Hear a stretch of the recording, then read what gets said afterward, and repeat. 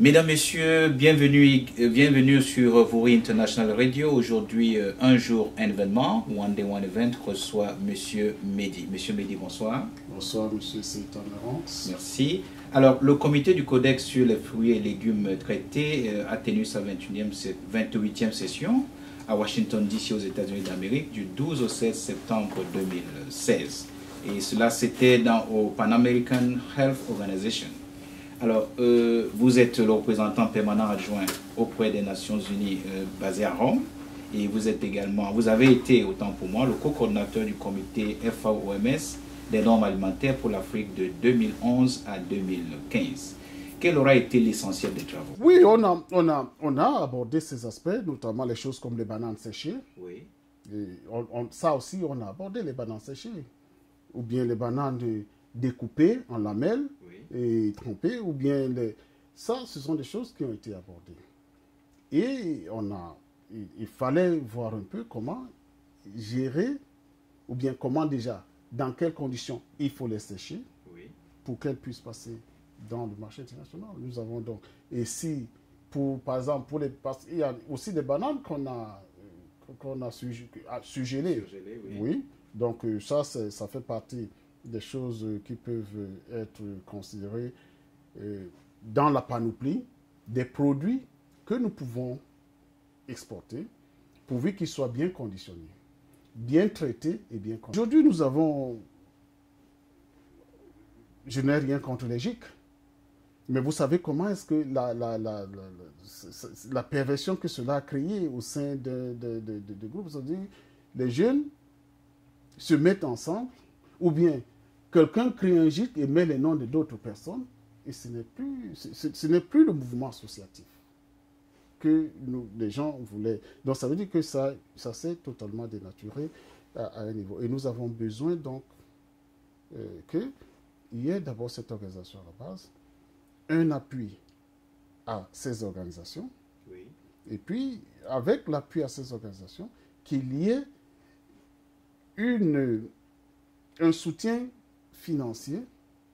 Ce n'est pas qu'on vous donne de l'argent, mais que vous ayez accès à un crédit pour pouvoir mener à bien votre activité. Et ça, ce sont des choses qui sont importantes. Maintenant, le planteur qui est loin, très loin, au regard de la nature des moyens de communication que nous avons, éprouve certainement beaucoup de difficultés, même s'il produit, à sortir sa plantation. Oui, les moyens de transport. Moyens de transport, les voies de communication, ainsi de suite, ainsi de suite. Exact. Comment faire sous ça pour régler tous ces problèmes? Je pense que, comme on dit, Rome ne s'est pas créée en un jour. Il faut y aller. Je ne sais pas si vous le dites parce que vous êtes à Rome. Oui, mais c'est une anecdote qui dit beaucoup. Donc, il faut y aller, il faut seulement y penser petit à petit. Donc, je pense que nous ne pouvons pas nous mettre au niveau des pays qui ont 300 ans, 400 ans d'indépendance. Oui. Nous en avons un peu plus de soixantaine. Et il faut pouvoir faire avec ce que nous avons. Et je pense que la politique du gouvernement, dans ce sens, est d'essayer de suivre la population avec les moyens, ou bien d'appuyer la population avec les moyens qui sont disponibles. On ne va pas créer 100 000 km de route alors qu'on a les moyens pour 10 000. Vous comprenez un peu ce que je veux dire? C'est-à-dire, et il faut que les gens, dans l'esprit, que les gens intègrent cela pour donner du crédit à ceux qui font les efforts pour que nous puissions avancer avec les moyens qui sont les nôtres et avec les capacités qui sont des nôtres. Donc,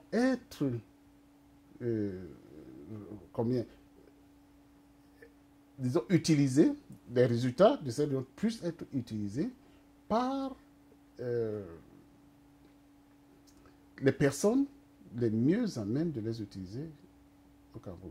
Ici, nous allons certainement parler des industriels parce que nous avons besoin des gens qui font les chips, que ce soit des pommes de terre, que ce soit des patates douces, oui. Moi j'aime bien la patate douce, ou alors des pommes de terre, ou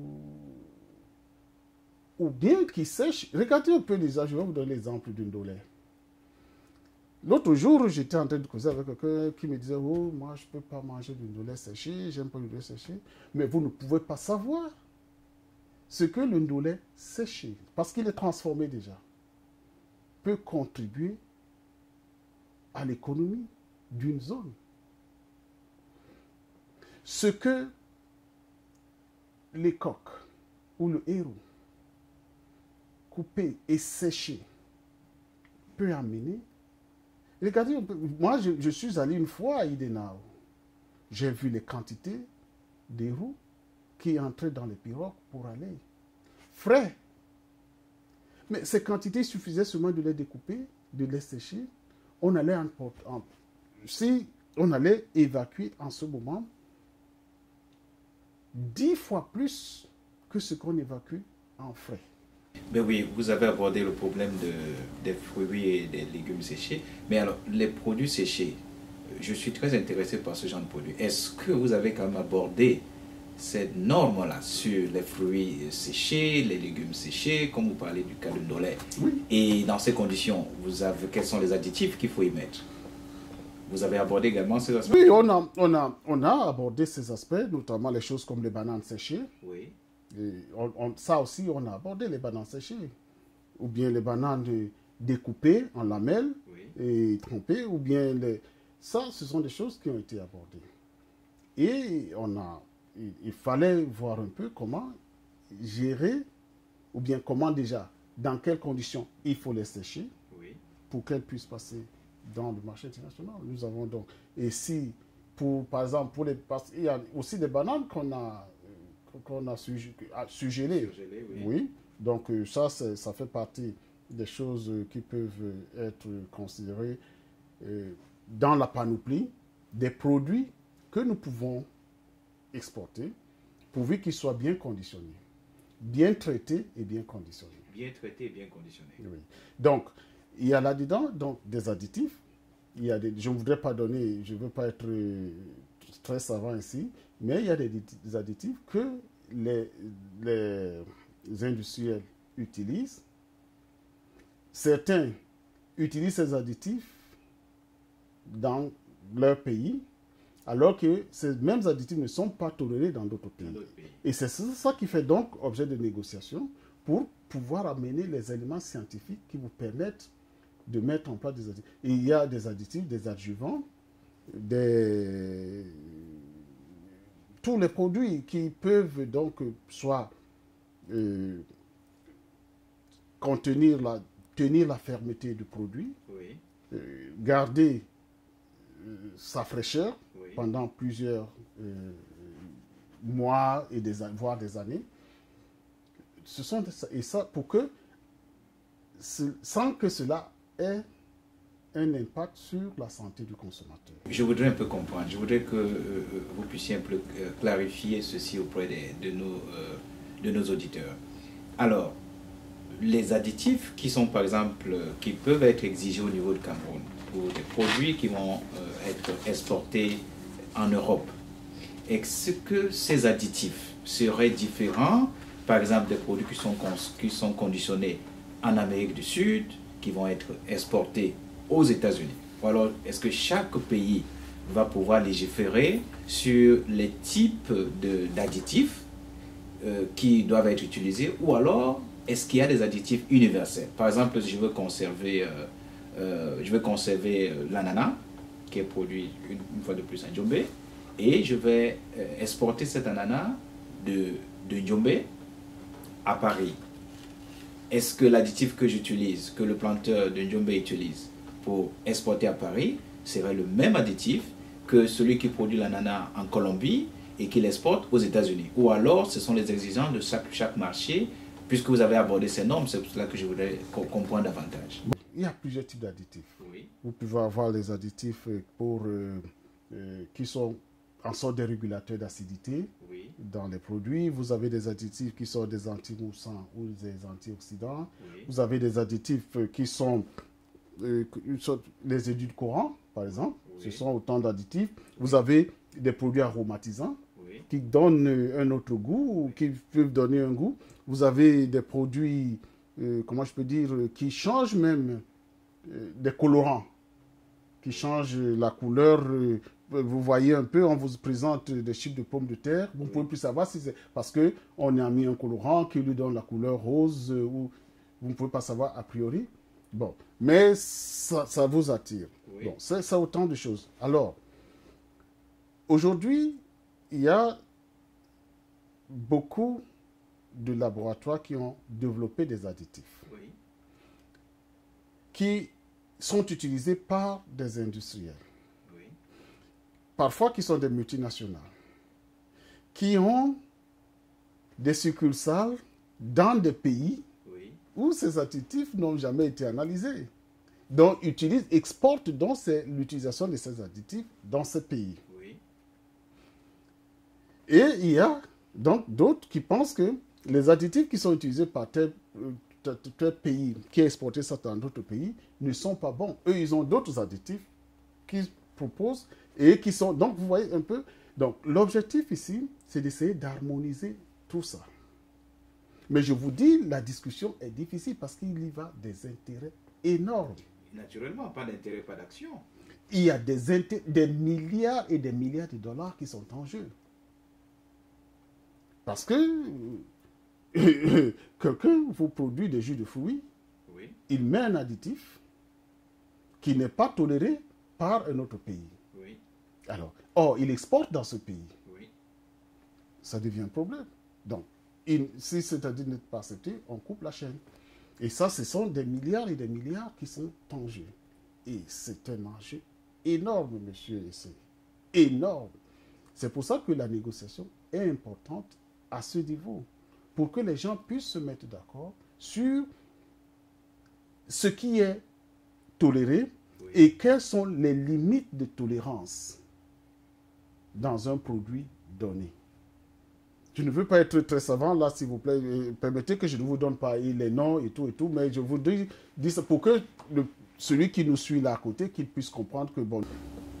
Moi, je suis intéressé par ce que le planteur de Fumbrot, le producteur de, comment dirais-je, d'oignons qui est à Garoua, qui est à Maroua, le producteur de tomates qui se trouve à Koussiri. Je voudrais savoir, ou celui qui produit la mangue, peut-être du côté de Pendia, et celui qui produit peut-être de la banane plantain à Yabassi, je voudrais savoir s'il est encadré et s'il réussit à faire union, à se regrouper, comme vous avez dit tout à l'heure, que l'union fait la force, et que ces gens réussissent à conditionner leurs produits. Je voudrais savoir s'il ne leur sera pas imposé un certain type d'additif parce que les vendeurs de ces additifs exigent ou estiment que c'est les meilleurs des additifs qu'il faut mettre dans leurs produits avant que de les faire exporter à l'extérieur. C'est à ce niveau que je voudrais savoir pour éclairer l'opinion publique. Parce que c'est bien beau qu'ils produisent. Nous avons dit tout à l'heure, et vous avez évoqué cela suffisant, que ces populations se doivent de ne plus aller en solo, mais qu'il faut pouvoir se regrouper. Maintenant, en se regroupant, il y aura de la production. Mais cette production, si ils arrivent à un stade où on les oblige à utiliser des additifs précis, quelle sera donc la valeur ajoutée à ce qu'ils auraient produit si davantage ils s'engagent dans ce processus d'exportation? L'important ici, monsieur ici, Oui. c'est d'abord que nous-mêmes au Cameroun, nous ayons adopté notre norme. Est-ce qu'il y a des efforts sur la base, sur les meilleures connaissances que vous avez actuellement? Est-ce qu'il y a des efforts qui sont engagés dans ce sens-là pour que, au niveau du ministère du Commerce et de l'Industrie, Ce n'est plus le ministère, c'est le ministère des Mines. Le ministère des Mines et du développement industriel. Et développement industriel. Alors, est-ce que de l'industrie et du développement des mines, de l'industrie et du développement technologique. Bon, voilà, moi je m'intéresse à la cellule de normes. Oui. Est-ce que la cellule de normes, à l'intérieur de ce ministère, a quand même engagé des efforts pour essayer de vulgariser, former, enseigner ceux qui sont les producteurs à pouvoir adopter ces normes de façon à gagner les marchés? Je dois déjà vous dire qu'aujourd'hui, nous avons une division du développement de la qualité au MINMID. Division du développement de la qualité. Oui. C'est une division qui est les normes. C'est le bras séculier de l'État. C'est-à-dire que opérationnel, le bras opérationnel de l'État. Oui. Dans ce domaine. Mais la politique de normalisation, elle est sous l'égide du ministère du MINMID. Oui. Maintenant, chaque ministère technique initie des normes. Le ministère de l'Agriculture a le devoir d'initier des normes. Parce que la norme commence au champ, jusqu'à la table. Oui, c'est-à-dire que vous n'allez pas produire des ananas de 20 kg. Voilà. Vous allez quand même produire. Bon, encore qu'avec la science et les mutations génétiques, on peut faire des manipulations pour produire ce que l'on veut. Oui. Mais il faut quand même que ce soit esthétique. Tout à fait. Donc, chaque ministère technique, chaque département technique, donc, a le devoir d'initier des normes qui sont sous sa responsabilité. Et donc, dans le processus d'ensemble, donc, il y a tout ce qui a... Et aujourd'hui, je peux le dire, c'est vrai que la division de développement de la qualité est encore très jeune, oui. Limite, elle est vraiment très jeune. Bon, elle a besoin d'un souffle complémentaire. Oui. Ce qu'elle est en train de... Je pense que dans cette division, il y a beaucoup d'actions qui sont menées. Oui. Mais également au sein de la NOR, l'Agence des normes et de la qualité, il y a beaucoup d'actions qui sont menées. Les ministères techniques, par exemple au ministère de l'Agriculture, il y a des laboratoires qui sont là pour les tests et autres. Et je crois qu'il y a un bouillonnement dans le secteur. Bon, maintenant, est-ce que nous pouvons déjà penser que on peut déjà se satisfaire de ce qui est en cours? Je crois que tout est perfectible. Il faut continuer l'action.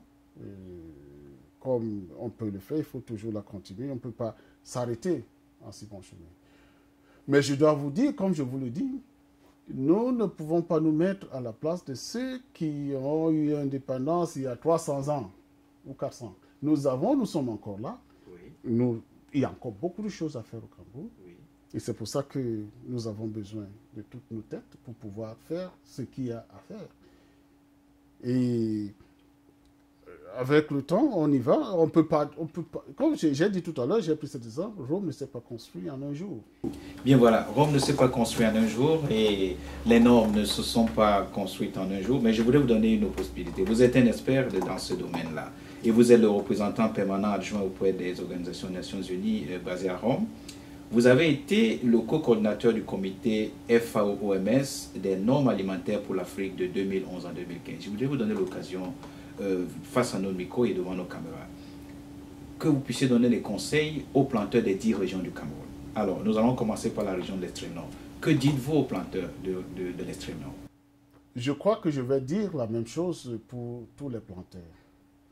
Il y a pour nous plusieurs zones agroécologiques avec des spécificités.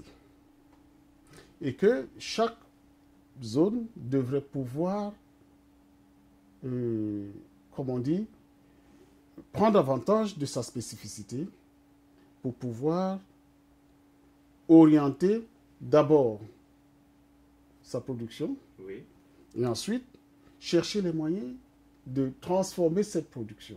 Vous êtes en train de parler là aux agriculteurs de l'extrême nord, parce que je voudrais qu'on aille décrescendo, c'est-à-dire que nous parlions à ceux de l'extrême nord, ensuite nous allons aborder ceux du nord, ensuite nous allons aborder ceux de la Damawa, parce qu'ils ont, comme vous avez dit, ils ont des zones agroécologiques différentes, avec des problèmes de transport différents. Un marché potentiel là. Oui.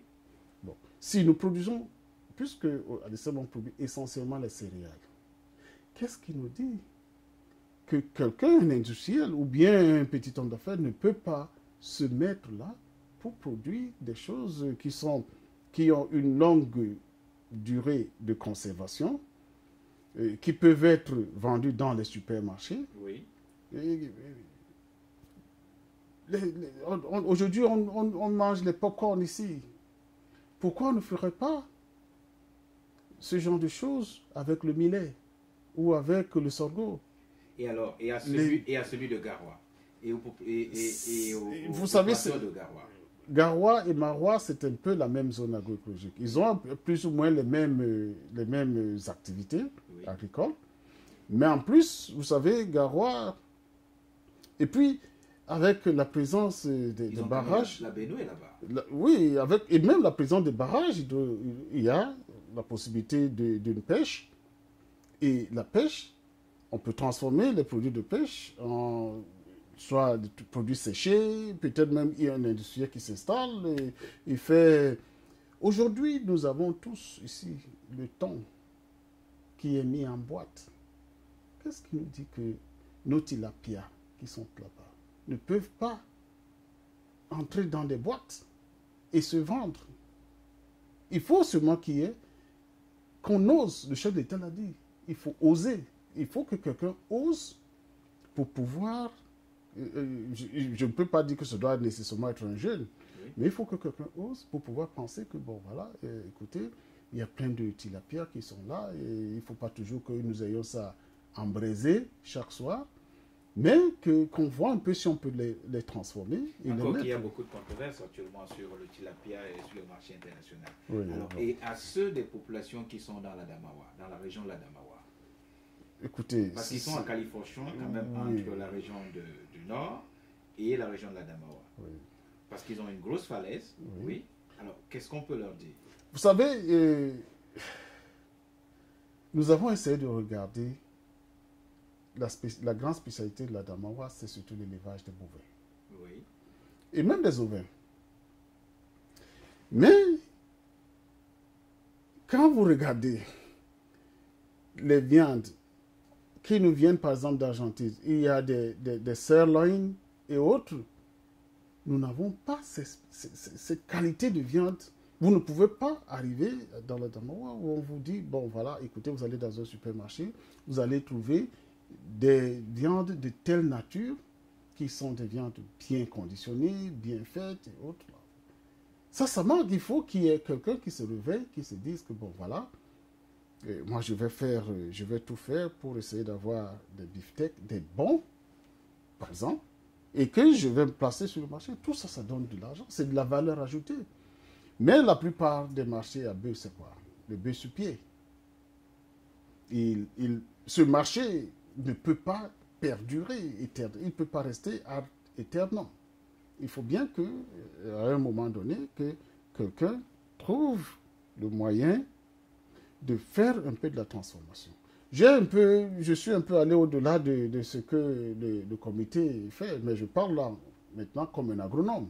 Tout à fait, c'est pour ça que j'ai posé la question à un expert qui a une vision non seulement continentale, régionale, locale et une vision internationale.